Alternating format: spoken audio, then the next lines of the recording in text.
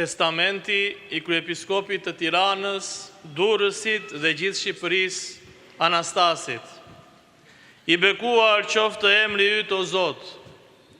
Me mirënjohje të thellë, reflektoj mbi vitet që kam kaluar në këtë tokë, në këtë anije kozmike të mrekullueshme, me drejtim drejt të pakufishmes.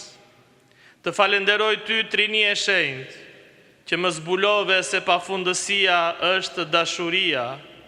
Ti dhe më thire që nga fëmiria ime, në një pjesëmarrje aktive në aventurën e dashurisë së sate, duke më denjësuar me hirin e mistereve të kishës, të jetoj si një qeliz në trupin mistik të Krishtit, në një kishë të shenjtë, katolike dhe apostolike. Të falenderoj ty, sepse pavarësisht varfërisë dhe dobësisë sime shpirtërore, më pranove që t'i shërbej njeriut në kufi të ndryshëm, gjeografik dhe shoqëror, duke soditur misterin e kryqit dhe të ngjalljes, shpesh në shtrëngime të shumta, po me gëzimin e shpirtit të shenjtë. Falenderoj gjithashtu nga thellësia e zemrës sime prindërit e mi të paharruar, mësuesit e mi kryepriftërinj dhe udhëheqësit shpirtëror që më mbështetën në udhëtimin tim shpirtëror, të afërmit e mi të dashur, vëllezërit dhe motrat sipas mishit edhe frymës, bashkëpunëtorët në misionin ungjillor, ish studentët dhe ish studentet e mia, vëllezërit e dashur afrikan dhe së fundmi popullin e zgjedhur të Zotit, Kishën e Shqipërisë për dashurinë dhe për kushtimin e tyre të përzemërt. Me hirin e Perëndis nuk kam as pasuri të paluajtshme, as të luajtshme. Çdo gjë që kam fituar ndër vite, tashmë është vënë në shërbim të veprave të dashurisë.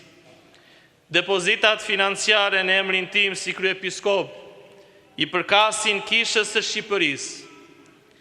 I lutem ekzekutuesve të testamentit tim, që gjysma e shumës së këtyre depozitave të përdoret për përfundimin e katedrales Ngjallja e Krishtit të Tiranë, ndërsa gjysma tjetër të ruhet dhe të investohet në mënyrë të përshtatshme, duke siguruar që të ardhurat nga këto investime të përdoren për mbështetjen e pagave të klerikëve dhe për zhvillimin e programeve rinore të Kishës së Shqipërisë. Të drejtat e autorit nga shitja e librave të mi, lutem të depozitohen në qendrën ndërortodokse por efthendes. Ekzekutues të këtij testamenti caktoi kryepiskopin që do të më pasojë dhe kryesekretarin e Sinodit të Shenjtë, Mitropolitin e Amantias Nathanail. Të lartë përmendurit, le të kujdesen që ato pak sende që kam përdorur të ndahen në shenjë kujtimi bashkëpunëtorëve të mi të përzgjedhur, të cilët me përkushtim dhe vetmohim ecën krah meje dhe shërbyen me mua në kishë. Librat e mi të dorëzohen në bibliotekën e Akademisë Teologjike Ortodokse Ngjallja e Krishtit, ndërsa disa prej tyre në mënyrë simbolike të dhurohen mitropolive të tjera. Librat që ndodhen në Athinë të dhurohen për bibliotekën e qendrës por efthendes.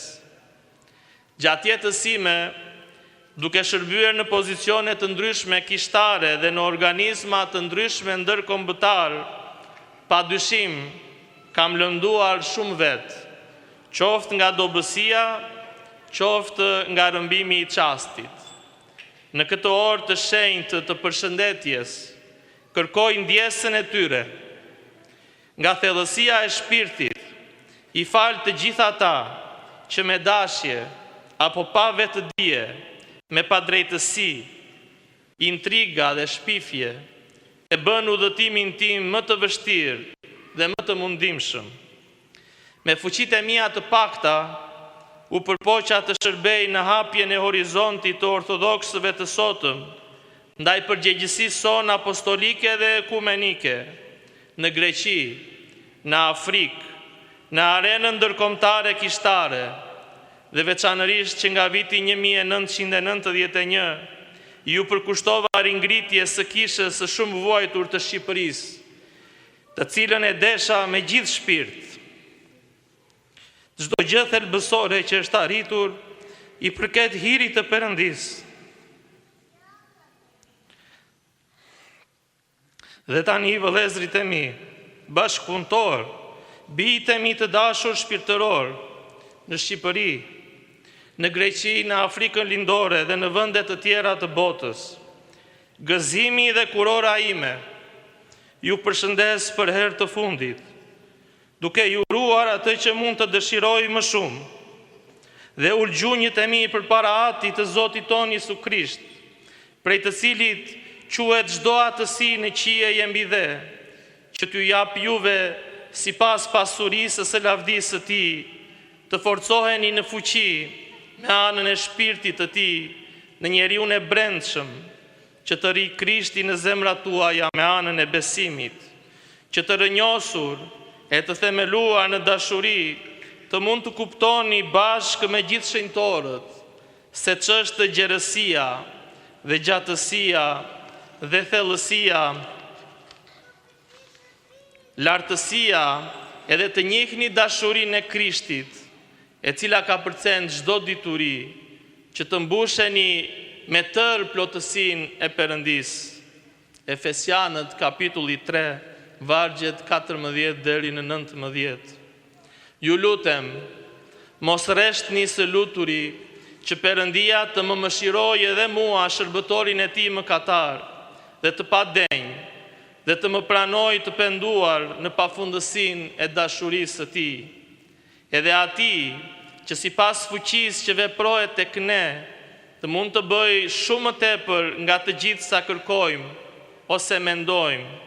Atij qoftë lavdia në kishë me anë të Jesu Krishtit në gjithë brezat e jetës së jetëve. Amin. Efesianëve kapitulli 3 vargjet 20-21.